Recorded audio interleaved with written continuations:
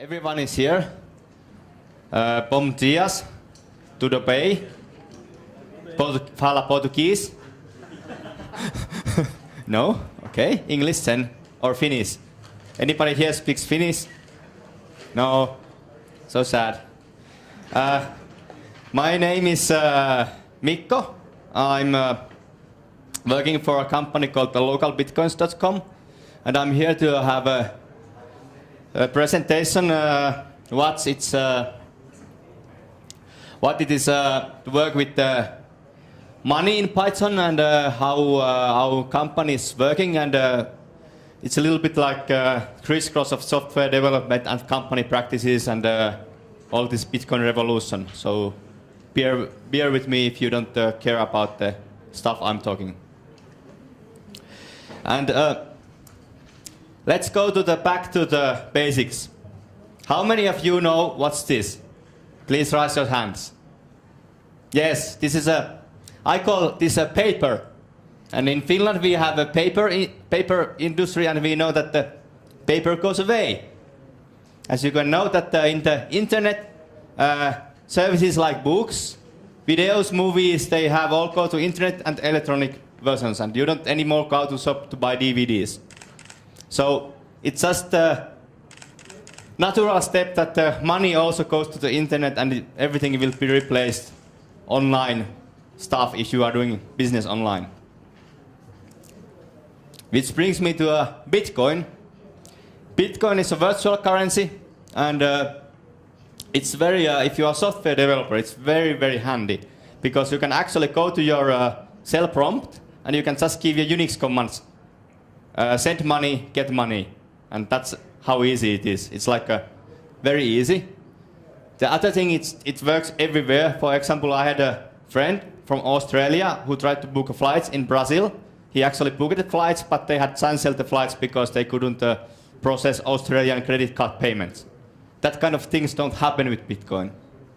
Also, if you are dealing with credit card payments, it's very common that you are accepting money from a stolen credit cards, and it's actually the merchant who is it's the shop owner who is going to need to pay all the costs.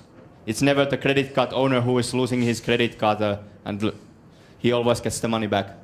But it's the merchant who is taking the payment.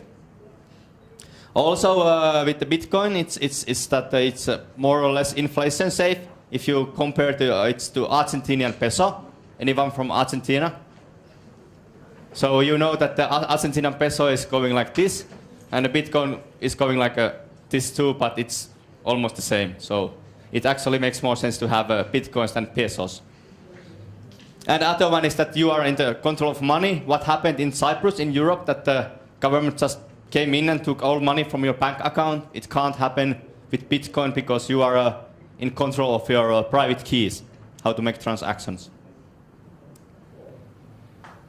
And this is how Bitcoin economy works.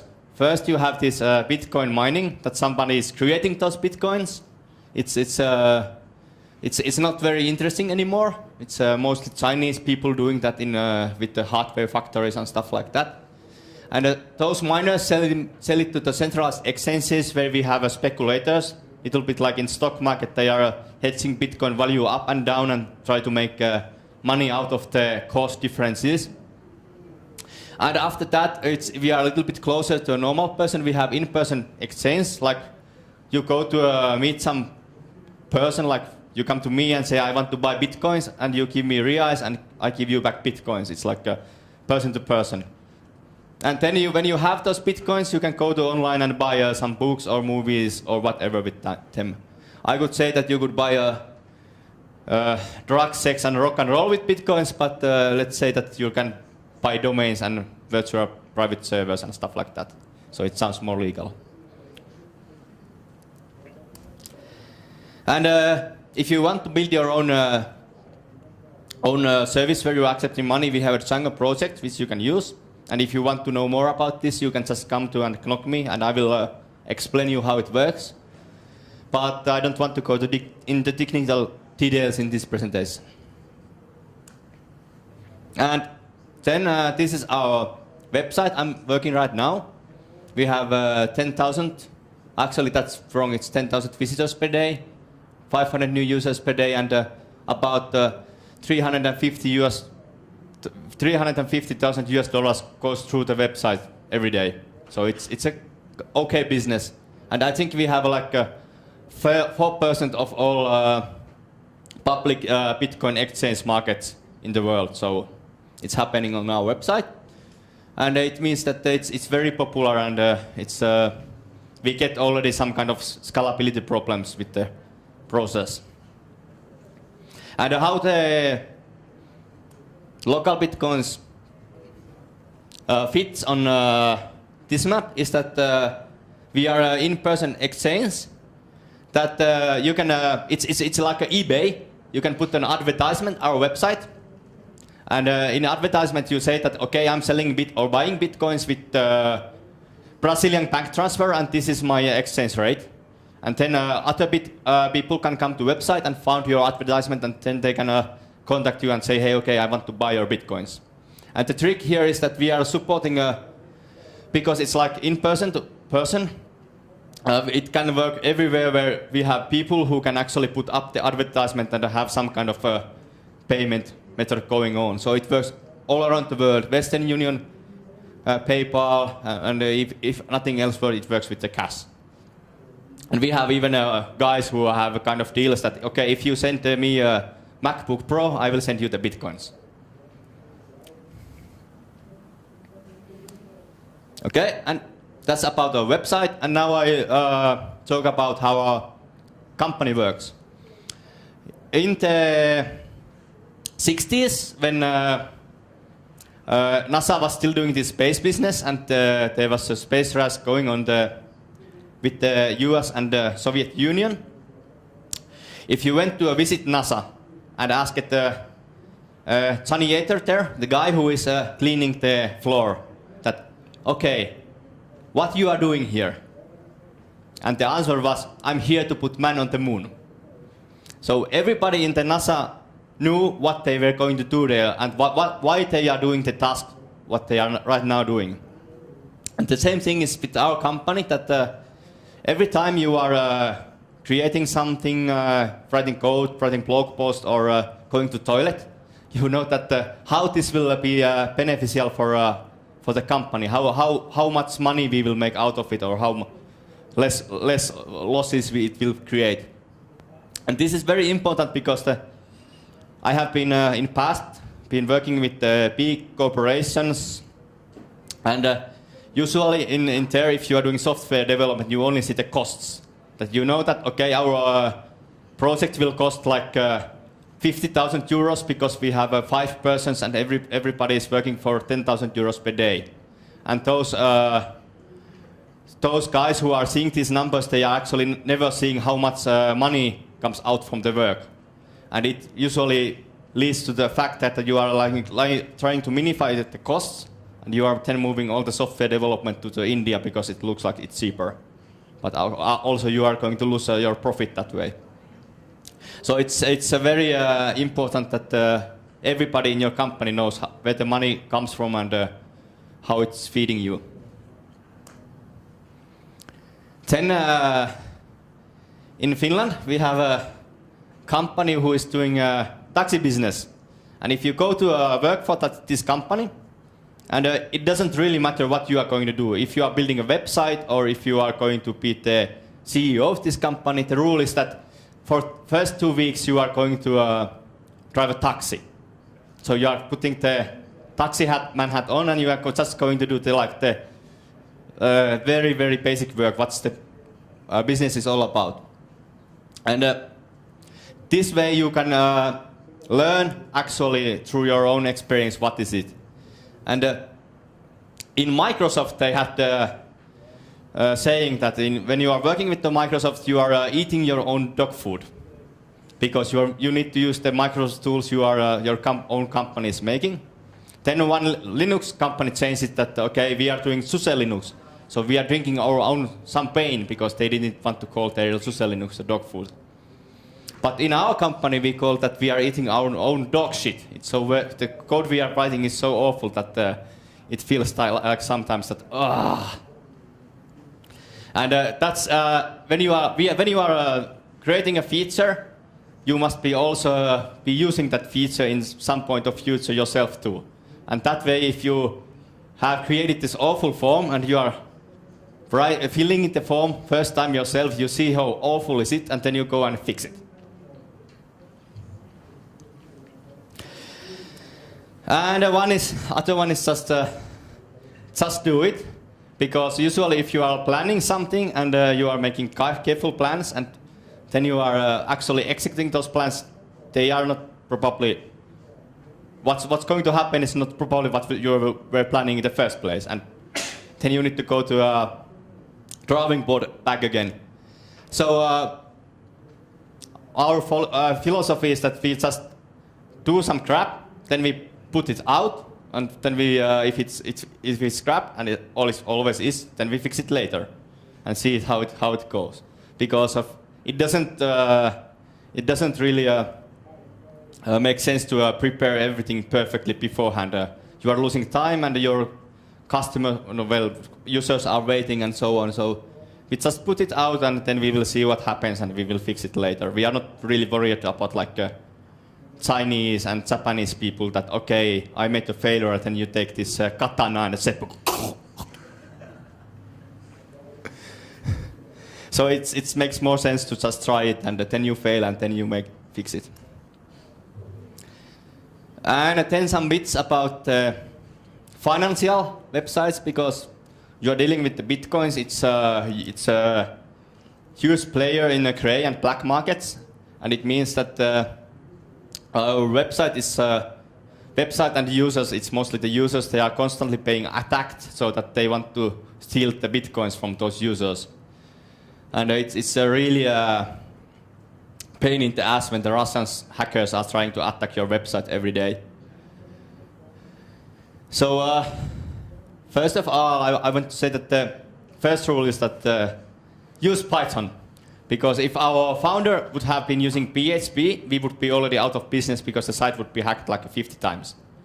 Or if he would be using something like a Java or a Microsoft C#, we would be still like writing the service, and it wouldn't have been launched yet. So Python is actually the key that why we are still business.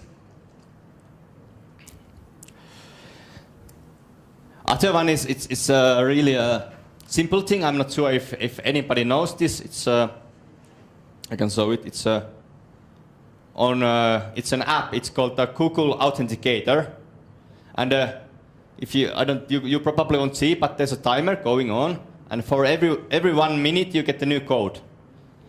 And when you log into website, you need to give this code, which is unique for that moment of time. And this kind of simple thing, it's a free, and this is not like it's an open algorithm, and it's a standard and stuff. So it's not anything Google specific. It's very easy to integrate on your website.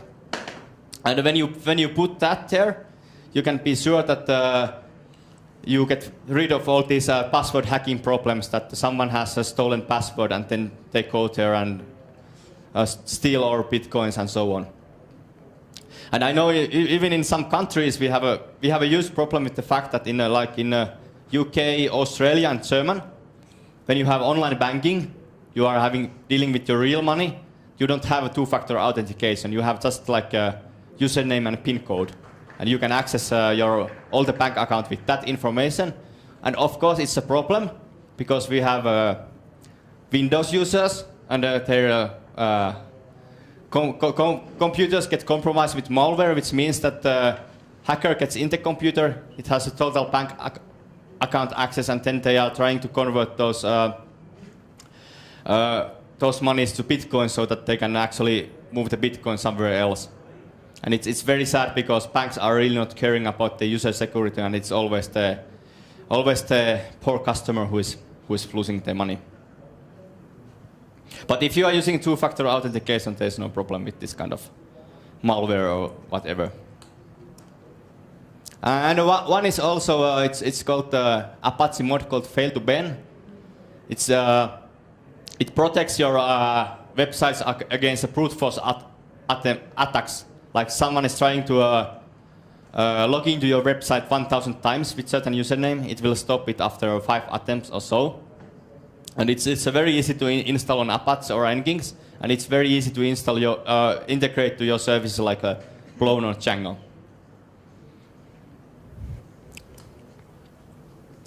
And one more thing is it's called, because we are having this philosophy that just do it. It means that after we have done it, our server is probably crashing all the time. So we are using a Python tool called Sentry, which is a logging server. So we are not using the file logs, but all the exceptions and all the log messages will go to the Sentry website, and it performs a basic analysis for it, and it actually shows you what are the critical errors, which happens like all the time and preventing users to do stuff, and what are like just happening sometimes once in a week. And it means that when you deploy a new change on the website, you go to see the Sentry and see if any errors start to happen there. And if there happens, then we just fix it quickly and deploy again. And that's about it. I think I can. Yeah, we are hiring freelancers. We want to have people who are working with the Django and Python. We have a lot of our business is growing fast, and we don't have enough time to fix all little bugs in all open source projects we are doing. So we hope that we could find people who can be reliable freelancers. It doesn't really matter where you are. We can pay you with Bitcoins, and we can just point you a little tasks which you can do. You don't need to be even full time. So please come to knock me if you want any money. And then if you are a Bitcoin enthusiastic, we can try to promote Bitcoin globally. So if you want to bring Bitcoin to your own country, we can help you with there. And also, of course, if you want to have some Bitcoins now, I can sell you them. Just come to knock me later, and I will give you, so you can try them out. Okay, I think that's about it, and now we have probably a lot of time for the questions. Any questions? Yes, please. I'm trying to summarize the talk. So when you're saying that if you want to make money with Python, you can just build an exchange system for Bitcoins. That's one way. Yeah, that's one way also. But yeah, it's yeah, you can summarize it that way. there are two other ways, but that's the yeah, no, I think it's more like point of the talk is that you need to have what kind of company culture you need to be there behind that you can actually make a profitable business. I hope that's the talk. Other questions? It's a question about Bitcoin. How exactly you can talk? What about the taxes? It really we are paying our taxes to Finland, and it really doesn't matter what kind of money you are using, because in the end, if you are a company, if you are a private person, it might be a little bit different. But in the end, if you are a company and you are paying out money or accepting money, you always have a receipt. And if you don't have a receipt, you are cheating your taxman, and then you will go to jail. So you can, if you are having, for example, e-commerce site where you are taking Bitcoin transactions, you of course have this receipt and you put it to your accounting. And in Finland, it's because virtual currencies are a new market, and the exchange rate is going like phew all the time. So the current recommendation is that at the end of every day, when you did the business with Bitcoins, you take the exchange rate of the day and use that into your accounting purposes. And with that kind of exchange rate, then you are paying the taxes of the transactions made. And of course, the problem is that you need to convert Bitcoins back to euros to pay the taxes. But we are it's currently if depending on your country, if you have a country like Finland or USA, it's very easy to convert Bitcoins back to euros and other way. So making euros to pay the taxes is not a problem. Any other questions?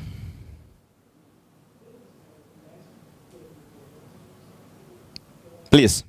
Trying to make the question, trying to think what I want to say about the exchange going up and down. I worry about that a little bit because Bitcoin looks a bit more abstract than the money that you're selling, something like that.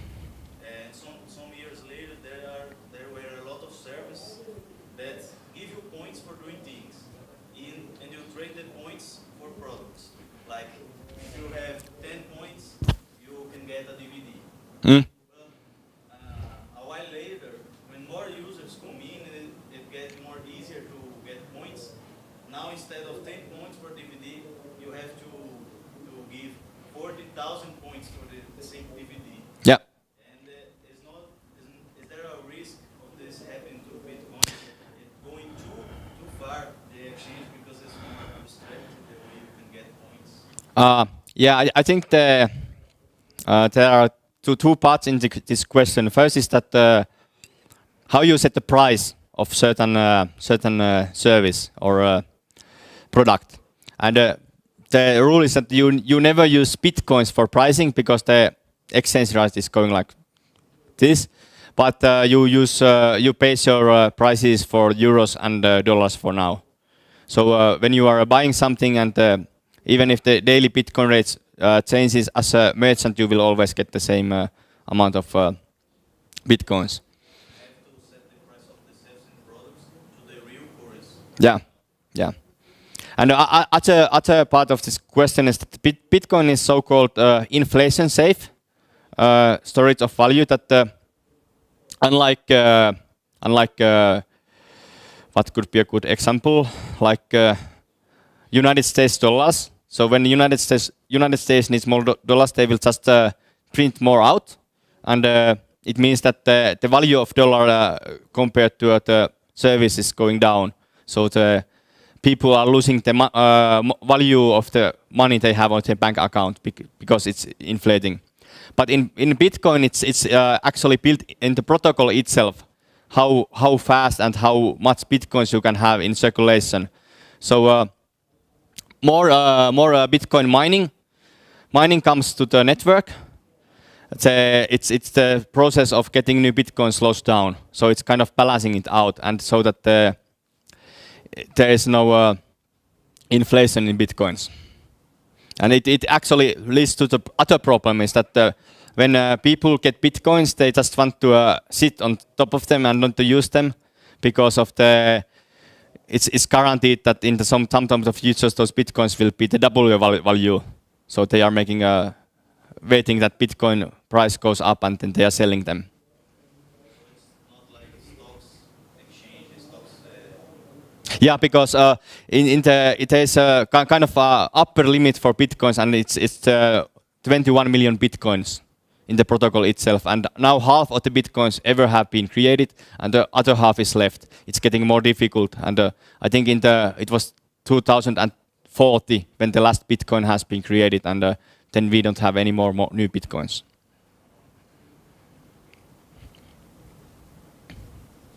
Yeah.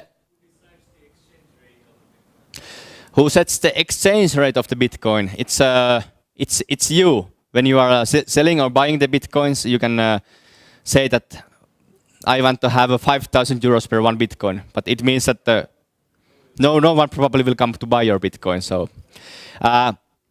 basically what happens right now, it's we have so-called centralized exchanges, which work more like a stock markets. And people are using average value of biggest exchange. So there's a website called bitcoinaverage.com, which shows all the different values in different currencies, because it also depends if you are doing USD or euro. So, but they just take the average of exchanges, and that's like the normal.